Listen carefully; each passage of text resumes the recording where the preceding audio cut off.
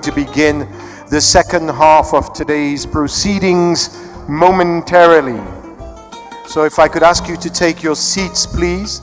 If I could please ask you to take your seats so we can begin. We have quite a few interesting plenary sessions for you to enjoy and absorb. So I'm going to get going if I could. I think I'm allowed to start. Am I not? Well, I'm just going to start. Okay. So, following the lunch break, we're going to go into a plenary session. This is the plenary session number 2.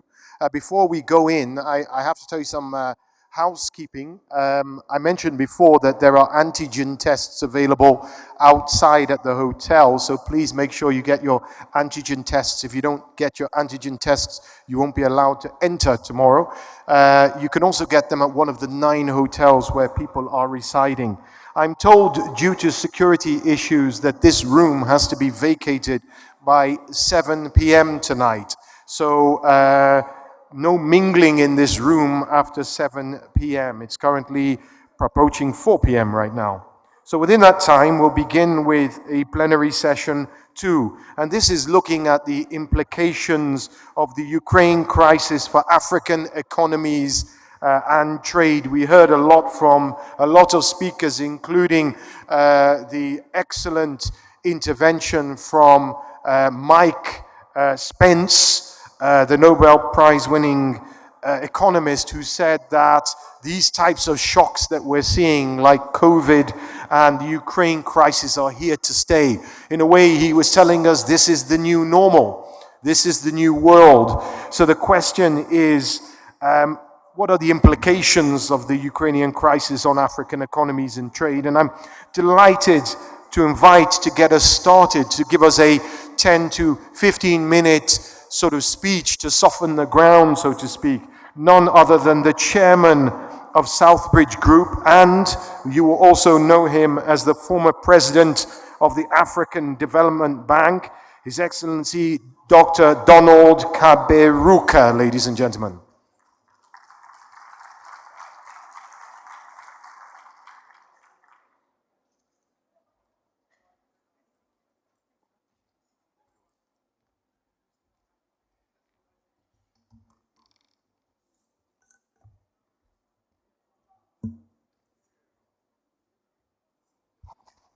Good afternoon.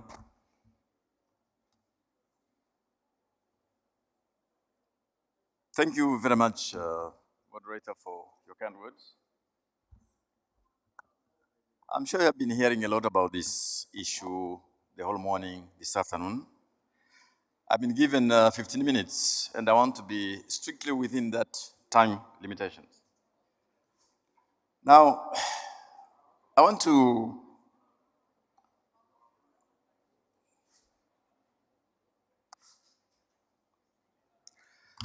So this round to begin by saying to you that this crisis is serious. That I've been told. It's crisis because it involves a superpower. It has a lot of impact on our economies. And by the way, it is the first time attempts have been made to sanction a very large economy. Of course, in the scheme of things, Russia is big, but it's relative. It's only half the size of the UK. Its economic size is somewhere between Brazil and South Korea. But it's still a major economy at 1.46 trillion GDP, which makes them the 11th largest economy in the world. But it so happens the region we're talking about produces 30% of the wheat, 20% of the barley, of the oils, and as I've heard, a lot of fertilizers. But here is my first point. Maybe I was not here to hear Mike Spence, but I'll be saying basically the same thing. Crises are still with us. We're now focusing on Ukraine and Russia, but there are ongoing crises in Africa which has been forgotten. They've been forgotten, but they are no less important than this particular crisis. I can talk about the pandemic, which is not over, the security crisis in the Sahel, in West Africa, the issues in the global supply chains, And of course, export bans, which affects other products other than wheat and barley. These crises are still with us. They have not gone anywhere. And they too affect our economies, sometimes even more than what we're discussing. Now, there have been a lot of studies, excellent studies done on the issues which arise from this crisis, and I have no intention of going through them.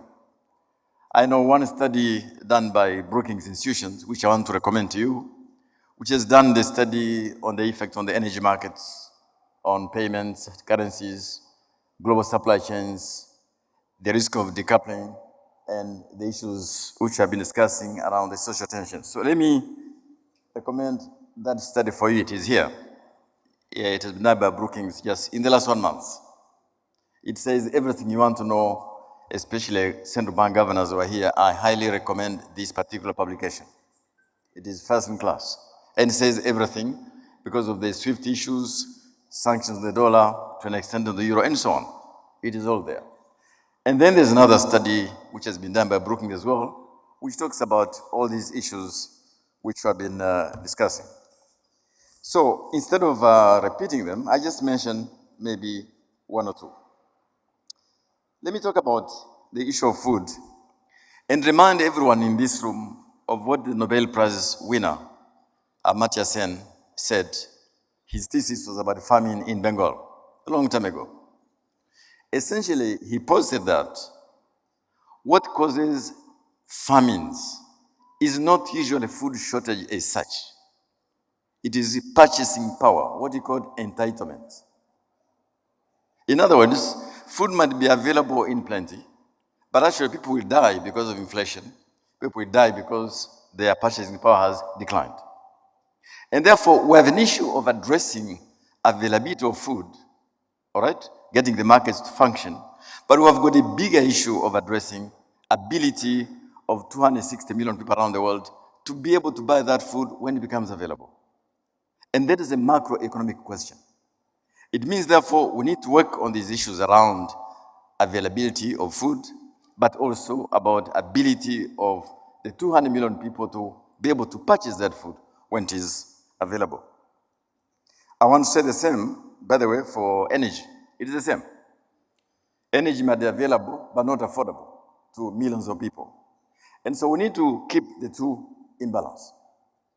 The physical problem we're facing now because of Ukraine, Belarus, and Russia, but also the macroeconomic consequences of the pandemic, of security in the Sahel, which means that millions of people are not able to afford food even when it is available. Now, I want to make a second point, and I promise that I'm going to respect my time. Take a look at that chart. I've tried to count how many crises we have faced in the last 40 years, and I've just selected a few. Except I can't see them very well, I'm sitting too far from my own chart. You forgive me, but I'm sure you can see them. Let me see if I have them from my presentation. But just take a look at them. We had the crisis in 1972 when President Nixon devalued the dollar and ended the fixed exchange rate regime, thereby technically ending the Bretton Woods agreements, at least on currencies. A year later, we had the global oil crisis. The price of oil quadrupled in 1 year, 4 times in 1 year. All right? Then I have showed you what happened thereafter in 1989, where the crisis, or rather a good crisis, the Berlin Wall, with the impact that Africa became marginalized for the first time, really marginalized.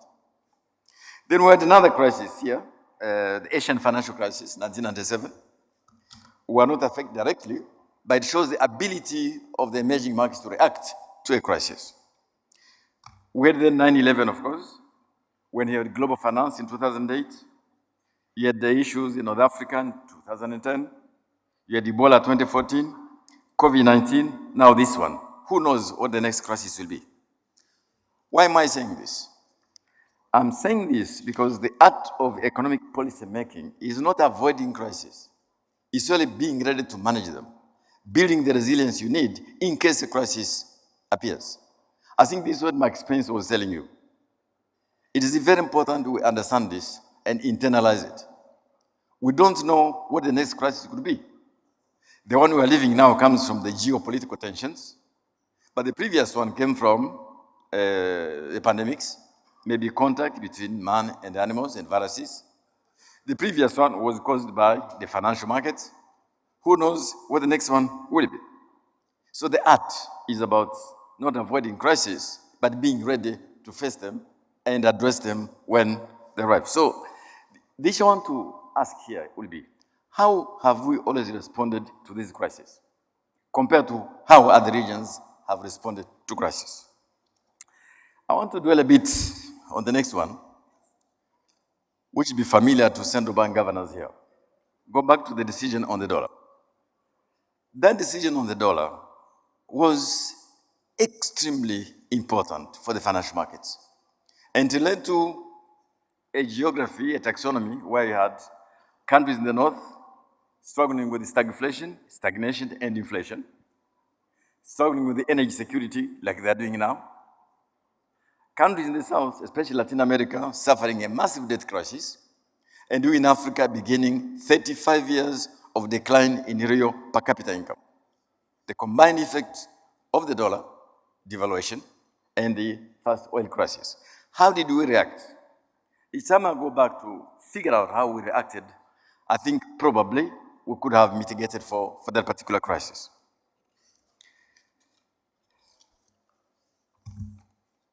So that you are very familiar with, I mean, the kind of disequilibrium that is created in the financial markets is something which should be familiar to all of you. As I have no time, I want to rush quickly. Then I just mentioned the fall of the Berlin Wall. You can see there's a famous book which many of you know. It's called The End of History, Professor Francis Fukuyama. Nowadays he says he was misunderstood. But for him, the Western liberal model had won, other models had lost, all right? So all of us, all we had to do was to compete to neoliberalism and all be very fine. It wasn't. But it began a long process of marginalization of Africa, combined with disease burden, debt. Who cared about Africa at the time? No one, very few. In fact, the word then was, this was a lost decade, a decade of Afro-pessimism. I'll take you to the next one. Believe me, moderator, I respect my time. But look at the Asian financial crisis. It was not here. It didn't even affect us very much. But look at the way the Asian emerging countries managed that crisis. Magnificent. Some less well than others. You can compare Indonesia and Malaysia, what they did on the capital account and many other things you should know very well. There was some art there and a lot of science on how you handle the crisis. As I've told, I have to rush. I need to do that quickly. 9/11, I don't have to go through that. The geopolitical, geoeconomic consequences of what happened. Another crisis. Now, fast forward. This one would be very familiar to many of us, including many of you governors. So, what was said was that Africa would be the continent most affected by the global financial crisis. I recall giving a speech at the time. I was still president of the FTB, and I said, I don't believe so. It will depend upon what we do. And so what I did, maybe some of you are there, I convened a meeting of the African finance ministers and central bank governors to Tunis.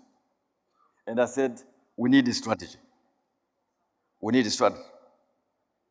And many of us did the right things, especially because we didn't have a lot of these toxic products in our banking sector. But in the real sector, we're highly affected through the transmission mechanism of exports and capital flows. But we did the right things. And by doing the right things, as the IMF likes to put it, we emerged bruised, but we recovered nonetheless. Not everywhere, but we did recover. Then there was the crisis in North Africa, in the wider Middle East. Why am I saying this, my friends? This was not an economic crisis. It was much broader, and I think in front of our guests, they understand that better than I. But I'm telling you that the impact on Libya has had huge economic, social impact in the rest of Africa. I'm not saying just political. Huge economic, social impact in the whole of West Africa. In terms of defense spending, in terms of social cohesion, even in terms of political stability. And that crisis has not gone away. It is actually expanding. But who is talking about it? We're all focused on this one crisis in Eastern Europe, but there's another crisis we're dealing with, and this was the origin. I come to the last part one of my short presentation. It was Ebola in 2014. We then returned to Abidjan, and I had to deal with a major crisis because I could see that because it was a localized pandemic in a little part of West Africa, it was not seen as a threat to global security of health.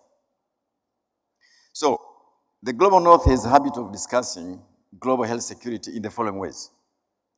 If something is a threat to the Global North, like COVID, it is defined as a threat to global health security. If it affects a small part of the Global South, like was the case with Ebola, that is for philanthropy, development organizations, aid organizations. It's an issue of global health equity.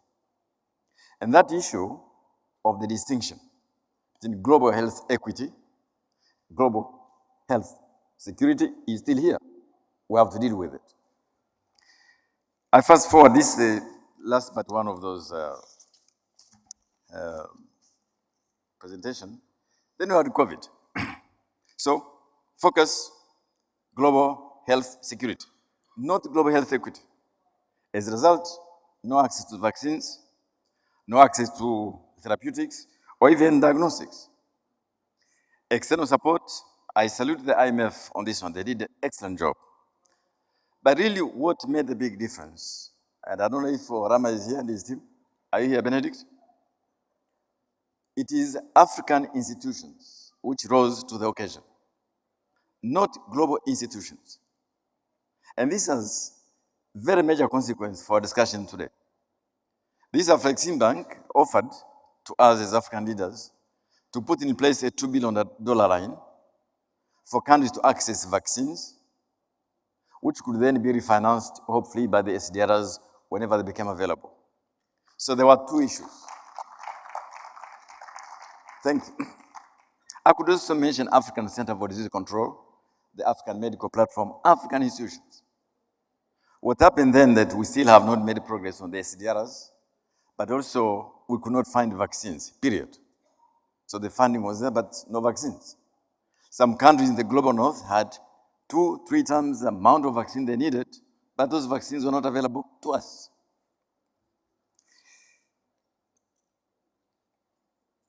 So this would be, now, I keep saying my last, but this is the last but one. All right? So here is the crisis we're discussing now. So I want to say it's a huge crisis. It has a huge significance. You have been discussing that today. It will be there for a long time. But please let us not forget the crisis caused by pandemics. It is still here. The crisis caused by the Sahel, consequences of what happened in Libya, it is still here. Many countries in West Africa are focused on this for their social cohesion and stability. So, what are my conclusions? If I had time, I would develop these points. I don't have time. So what are the 3 challenges I see? Challenge number 1. Now with our economies contracting, we have to do everything we can to rebuild the economic buffers, shock absorbers for the next crisis. I'm sure the colleague from the IMF would be mentioning that. That requires huge balancing acts among our macroeconomic policy managers, whether it is subsidies, whether it is how you target them, whether it is your monetary policy. We need a lot of deft economic management at this time. Number 2 is about social protection. COVID has been so much discussed from a health perspective, but actually in many African countries, the impact was much more economic than health. Millions of people have flown back into poverty. numbers are still being estimated, but I do believe that anywhere above 300 million people will not be an exaggeration. Because it arrived at a time when many of our social protection schemes were quite weak. That is something we have again to try and rebuild. I don't know how exactly, but I think it is a problem. But the bigger issue is what Larry Summers has called a possible recurrence of divergence. African economies, from about 1950 all the way down to probably year 2000, were diverging with the rest of the world. At the turn of the millennium, we began the process of convergence. Not everywhere, but in most of the countries. The risk of divergence now is real because of pandemics, because of things I've been discussing, and the current crisis. And that will require a lot of things for us to do. So what are the two lessons? Lesson number one, look at this vaccine inequity. Look at the disruptions in the global supply chains, export bans. What does it say to us? So when countries say we are now going to manufacture vaccines, someone says, no, that is bad economics. Maybe. I'm not even sure about that. But now the issue, can we rely on those supply chains for things on which we depend, like food and vaccines? I look forward for the discussion on this one here. The second lesson that I want to stop on this one is it when there is a major international crisis, no one owes Africa a living. No one owes Africa a living. We are on our own. Now, that has implications, which I want to summarize the following, and I'll stop there. I can see Mr. Edo is shaking his head. Number one is, what do you do about the African institutions? I just mentioned the way Afreximbank tried their best. African Development Bank, African CDC, African Platform, because there was not enough multilateral support. Protectionism of sort was back. Rich countries were looking after their own. So the solution is two best. We need to fight to rebuild multilateralism, but at the same time, strengthen African institutions at national level, regional level, and continental level. Absolutely. It has to be done. I know the Afreximbank, I heard the head of the FC saying as well, it is time to recapitalize our institutions. We have no choice. It is time to refocus on Africa Center for Disease Control. We have no choice. Then I could go on and on. The Afreximbank is discussing here an issue of an African payment systems. I know there are a lot of technical legal issues which people are going through them, but surely, with what is happening in this crisis, is it not a time to work very hard to anchor an African payment systems, which here is being explained? Do we have to depend on the dollar and the euro all the time? Is it not time to say we actually have to rebuild our own capacity? I could go on and on. Let me talk about the African CFTA. So the CFTA now is in place. But we now have to make it a reality. Single African air market. Free movement of people. Not total, but free movement of people. Tariffs are a problem, but they are no longer the biggest problem. The big problem is the one I just mentioned, payment systems, digital platforms, visas, and so on. These are things we now have to accelerate. That is how we respond to this crisis, not to complain about them. This is how we deal with them. But then, this is my very, very last point, sir. You know, the art of policy making is crisis management plus fixing your eyes on the horizon, long term. We still have a lot of structural fault lines in Africa we have to address, whether it is agricultural productivity, education of our youth for the demographic dividend. Those things will not go away. So as we focus on the crisis, we must stay focused on the structural fault lines, whether around digital, climate, and so on. Countries who are successful plan for the long term and then build ability to handle crisis. I think there is a risk we could be consumed by the crisis and take our eye off the long term and the structural fault lines. And that would be quite risky. And finally, let us keep our eyes and ears on the mega trends around us.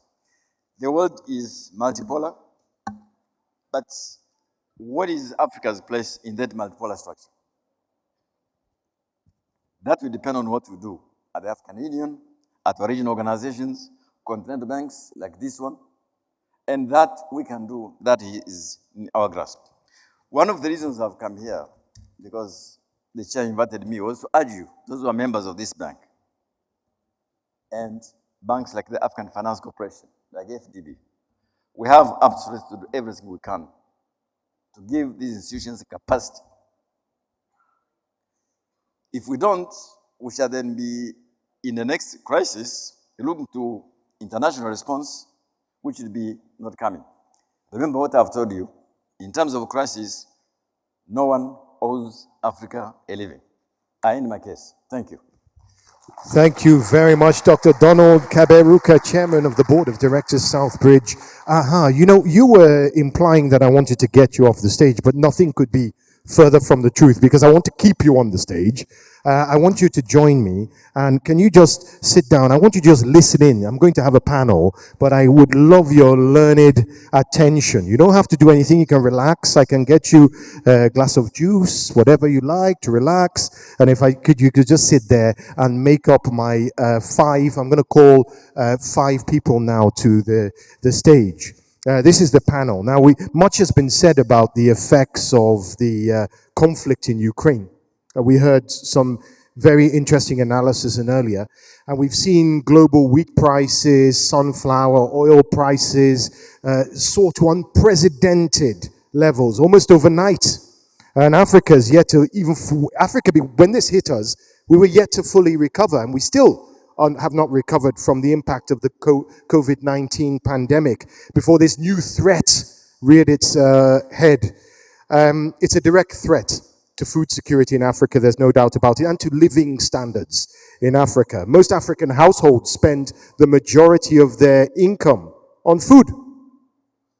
And we know that Africa's GDP is going to shrink because of this Ukrainian. I think the calculation was by 0.7% from the fallout from this war. Inflation is skyrocketing. Today we may hear from the US that the Fed has put up rates. Could be 0.5 or 0.75, we don't know, but that will certainly make finance more expensive. It's going to be hard for countries to go to market to refinance. So it's almost like a perfect storm.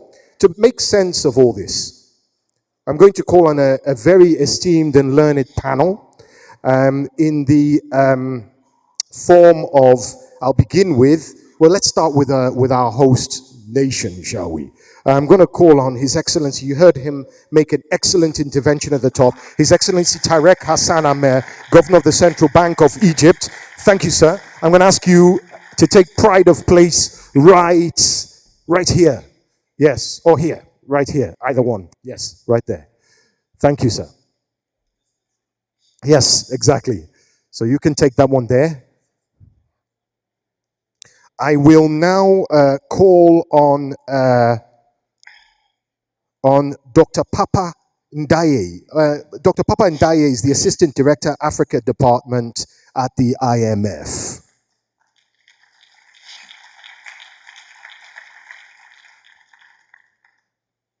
So you could comfortably sit between these two titans right here. That's perfect. Right there.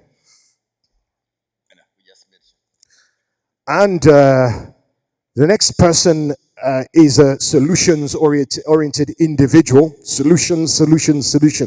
He is the president of the Africa Finance Corporation, Mr. Samaila Zubairu. Mr. Samaila Zubairu.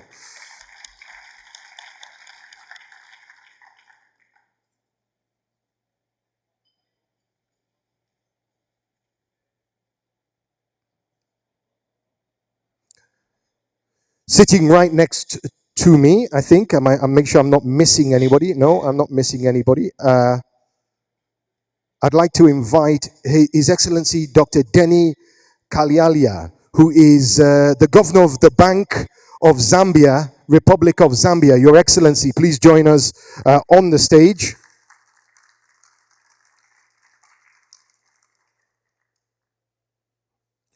And I do believe, yes, that makes up my cast of superheroes. I almost feel like I should be standing for this one.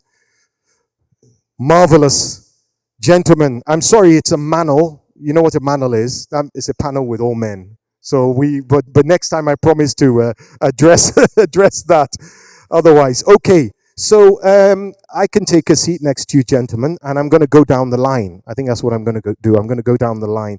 So we heard a really interesting intervention there from Dr. Donald Kaberuka, really sort of setting the scene there. So I'm going to start. Central banks have got a tough job. They call this a perfect storm. A very tough job. Now, Zambia, you know, Zambia defaulted on a debt in 2020. I mean, you know, it's common knowledge here. This Ukraine crisis must really, really make it difficult because you're restructuring, aren't you? And so something like this, how does this impact your plans for restructuring? Thank you. Okay. Thank you very much, moderator.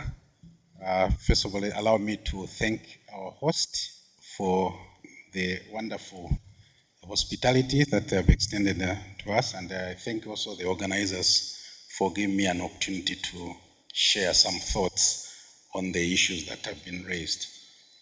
Indeed, Zambia is in a precarious position.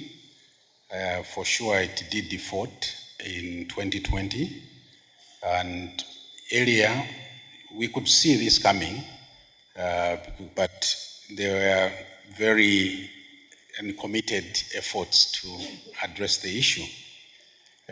So with COVID, that just worsened. So indeed, in 2020, September, we did default on our bond, and that became an official default. We had tried to apply for support under the various instruments from the BWIs. That was not going through. But I must say that finally we were able to get the debt service suspension initiative, which at least helped us not to service the bilateral and the other commercial debt. But obviously that we are the basis of that default is really a fiscal issue. And I think in the conversation here, there has been an allusion to the fact that the combination between fiscal and the monetary is extremely important.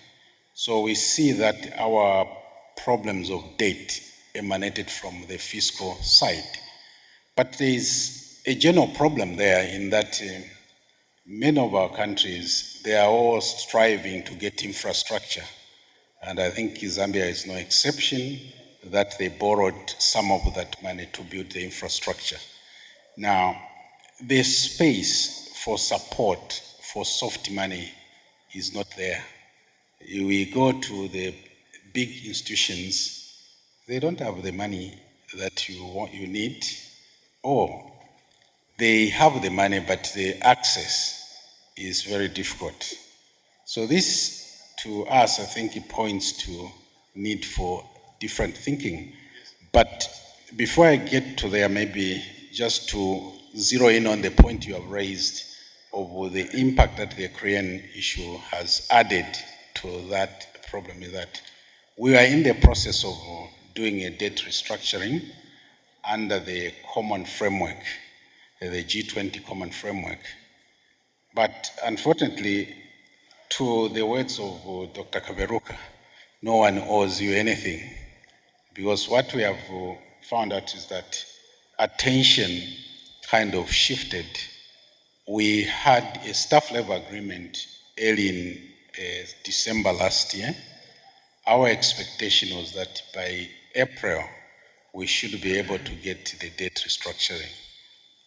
But Ukraine overshadowed that. And did you actually feel that? You're in discussions, okay, then suddenly, out of nowhere, this Ukrainian event happens, and you feel this sea change, almost. that's impacting the pace of your discussions and the progress? I think it's very clear in that, you see, there is a divide. The West, Russia and its supporters, we owe both. So if they cannot sit and talk, how can they look at our situation? So it's a real issue.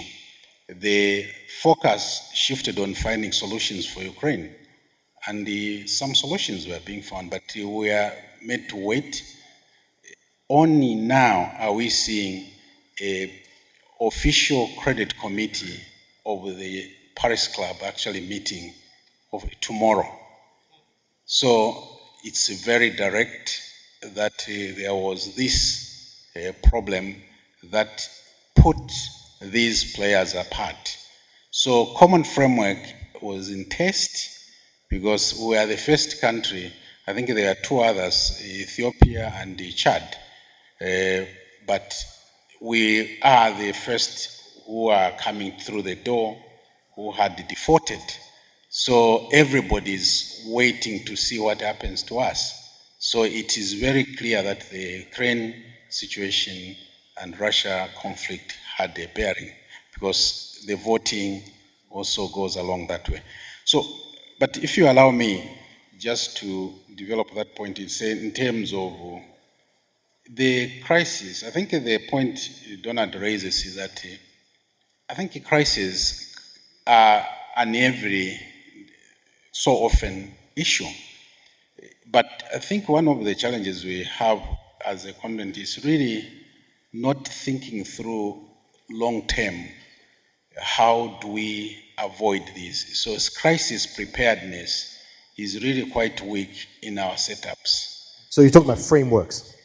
Not really, because you see, what happens at a country level, it's driven by election cycles. Yes. You know, so how do you have long-term kind of stance? So this, to some of us, brings to the fore the presence of institutions such as Afreximbank, the AFCTA that we have. I think for me, it presents a very opportune opportunity for us because these are showing that they can actually stand up and respond to the issues. So if we you mentioned the issue of PAPs, for example, this is a time to use that framework because I think everybody would agree. We may have different views at a country level, but at a continental level, it's very clear that this is a solution to many of our challenges. Now you say the word solutions, a perfect segue to the gentleman there to your left. You were talking about doing things, Governor, differently. You were saying where are you going to capitalize? Where are you going to get the soft money? Who are your friends in this situation? I look across, I see Benedict Orama is there in the audience with you. And to your left, I see Africa Finance Corporation. We've got to do things differently. What are you doing in institutions like AFC in this current crisis? What are the sort of solutions you're looking at, Samaila Zubairu? Thank you very much. I also want to join my other colleagues in commending my brother Benedict Orama, together with his team, for convening this event and getting us all here to discuss possible ways out of the solutions that we need to get over this crisis. I would like to start by acknowledging what we have achieved in Africa, irrespective of all the crises.